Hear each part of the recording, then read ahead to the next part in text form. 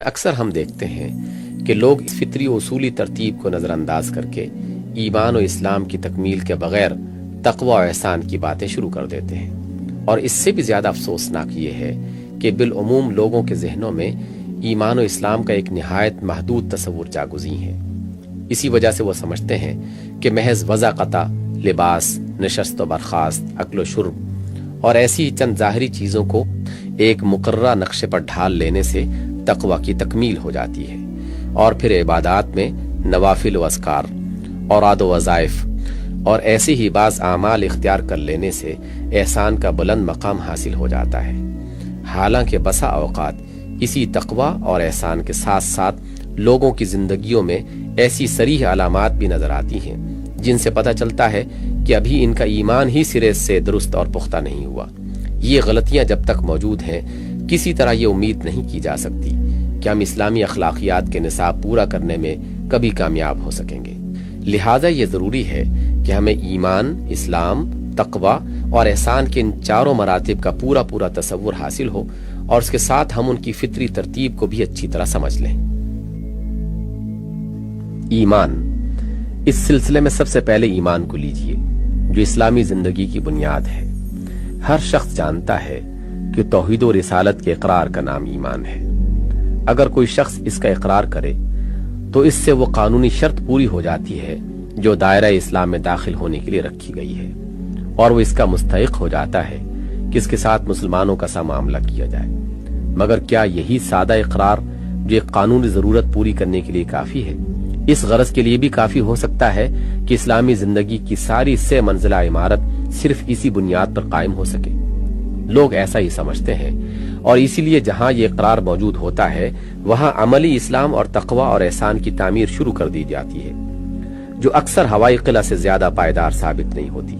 لیکن فی الواقع ایک مکمل اسلامی زندگی کی تعمیر کے لیے یہ ناگزیر ہے کہ ایمان اپنی تفصیلات میں پوری طرح وسیع اور اپنی گہرائی میں اچھی طرح مستحکم ہو۔ ایمان کی تفصیلات میں سے جو شعبہ بھی چھوٹ جائے گا،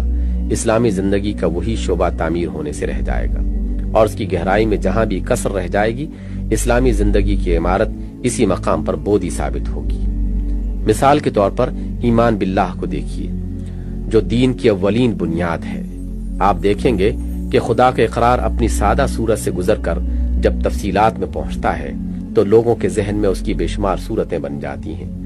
کہیں وہ صرف اس حد تک ختم ہو جاتا ہے کہ بے شک خدا موجود ہے اور دنیا کا خالق ہے اور اپنی ذات میں اکیلا ہے۔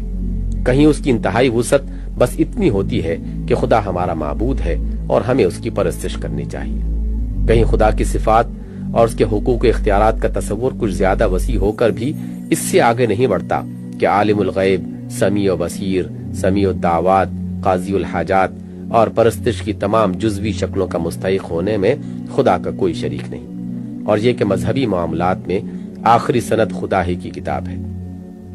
ظاہر ہے کہ ان مختلف تصورات سے ایک ہی طرز کی زندگی نہیں بن سکتی، بلکہ جو تصور جتنا محدود ہے، عملی زندگی اور اخلاق میں بھی لازماً اسلامی رنگ اتنا ہی محدود ہوگا۔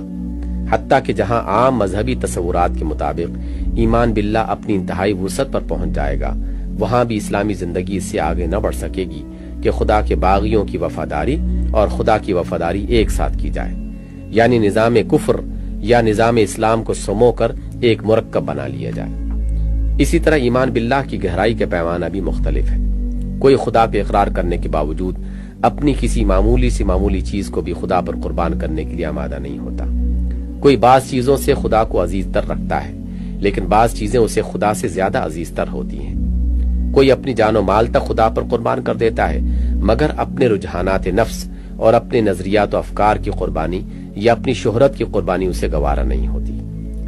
ٹھیک اسی تناسب سے اسلامی زندگی کی پائیداری و ناپائیداری بھی متعین ہوتی ہے،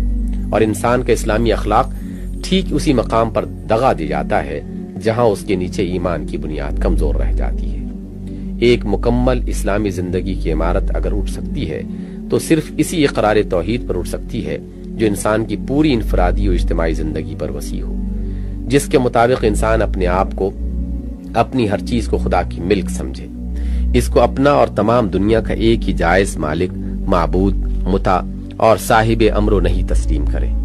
اسی کو ہدایت کا سرچشمہ مانے اور پورے شعور کے ساتھ اس حقیقت پر مطمئن ہو جائے کہ خدا کی اطاعت سے انحراف یا اس کی ہدایت سے بے نیازی یا اس کی ذات و صفات اور حقوق اختیارات میں غیر کی شرکت جس پہلو اور جس رنگ میں بھی ہے سراسر ضلالت ہے۔ پھر اس عمارت میں اگر استحکام پیدا ہو سکتا ہے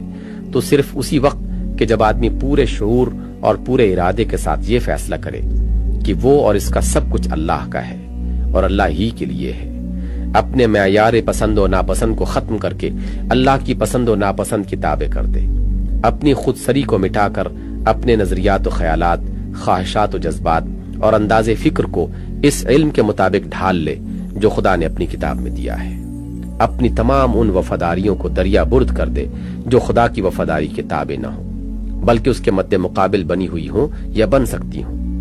اپنے دل میں سب سے بلند مقام پر خدا کی محبت کو بٹھائے اور ہر اس بت کو ڈھونڈ ڈھونڈ کر اپنے نہان خانہ دل سے نکال پھینکے جو خدا کے مقابلے میں عزیز تر ہونے کا مطالبہ کرتا ہو، اپنی محبت اور نفرت، اپنی دوستی اور دشمنی، اپنی رغبت اور کراہیت، اپنی صلح اور جنگ، ہر چیز کو خدا کی مرضی میں اس طرح گم کر دے کہ اس کا نفس وہی چاہنے لگے جو خدا چاہتا ہے اور اسی سے بھاگنے لگے جو خدا کو ناپسند ہے۔ یہ ہے ایمان باللہ کا حقیقی مرتبہ، اور آپ خود سمجھ سکتے ہیں کہ جہاں ایمان ہی ان حیثیات سے اپنی وسعت و ہمہ گیری اور اپنی پختگی و مضبوطی میں ناقص ہو، وہاں تقوی یا احسان کا کیا امکان ہو سکتا ہے؟ کیا اس نقص کی کسر داڑھیوں کے طول اور لباس کی تراش خراش یا صبح گردانی یا تہجد خوانی سے پوری کی جا سکتی ہے؟ اس پر دوسرے ایمانیات کو بھی قیاس کر لیجیے۔ نبوت پر ایمان اس وقت تک مکمل نہیں ہوتا جب تک انسان کا نفس زندگی کے سارے معاملات میں نبی کو اپنا رہنما نہ مان لے اور اس کی رہنمائی کے خلاف یا اس سے آزاد جتنی رہنمائیاں ہوں ان کو رد نہ کر دے۔ کتاب پر ایمان اس وقت تک ناقص ہی رہتا ہے جب تک نفس میں کتاب اللہ کے بتائے ہوئے اصول زندگی کے سوا کسی دوسری چیز کے تسلط پر رضامندی کا شائبہ بھی باقی ہو، یا اتباع ما انزل اللہ کو اپنی اور ساری دنیا کی زندگی کا قانون دیکھنے کے لیے قلب و روح کی بے چینی میں کچھ بھی کسر ہو۔ اسی طرح آخرت پر ایمان بھی مکمل نہیں کہا جا سکتا جب تک نفس پوری طرح آخرت کو دنیا پر ترجیح دینے اور اخروی قدروں کے مقابلے میں دنیاوی قدروں کو ٹھکرا دینے پر آمادہ نہ ہو جائے اور آخرت کی جواب دہی کا خیال اسے زندگی کی ہر راہ پر چلتے ہوئے قدم بقدم کھٹکنے نہ لگے۔ یہ بنیادیں ہی جہاں پوری نہ ہوں، آخر وہاں اسلامی زندگی کی عالی شان عمارت کس شے پر تعمیر ہوگی؟ جب لوگوں نے ان بنیادوں کی توسیع و تکمیل اور پختگی کے بغیر تعمیر اخلاق اسلامی کو ممکن سمجھا، تبھی تو نوبت یہاں تک پہنچی کہ کتاب اللہ کے خلاف فیصلے کرنے والے جج، غیر شرعی قوانین کی بنیاد پر مقدمے لڑنے والے وکیل، نظام کفر کے مطابق معاملات زندگی کا انتظام کرنے والے کارکن، کافرانہ اصول تمدن و ریاست پر زندگی کی تشکیل و تاسیس کے لیے لڑنے والے لیڈر اور پیرو، غرض سب کے لیے تقوی و احسان کے مراتب عالیہ کا دروازہ کھل گیا، بشرطے کہ وہ اپنی زندگی کے ظاہری انداز و اطوار کو ایک خاص نقشہ پر ڈھال لیں اور کچھ نوافل و اذکار کی عادت ڈال لیں۔ اسلام، ایمان کی یہ بنیادیں جن کا میں نے ابھی آپ سے ذکر کیا ہے، جب مکمل اور گہری ہو جاتی ہیں تب ان پر اسلام کی منزل شروع ہوتی ہے۔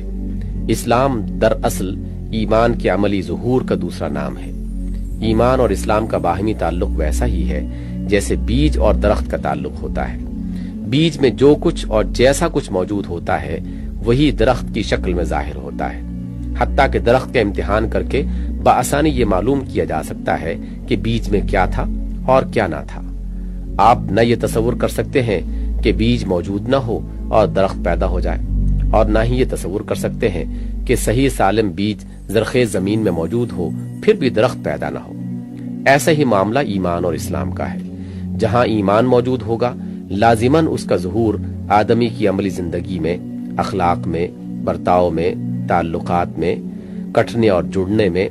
دوڑ دھوپ کے رخ میں، مذاق و مزاج کی افتاد میں، سعی و جہد کے راستوں میں، اوقات اور قوتوں اور قابلیتوں کے مصرف میں، غرض مظاہر زندگی کے ہر جز میں ہو کر رہے گا۔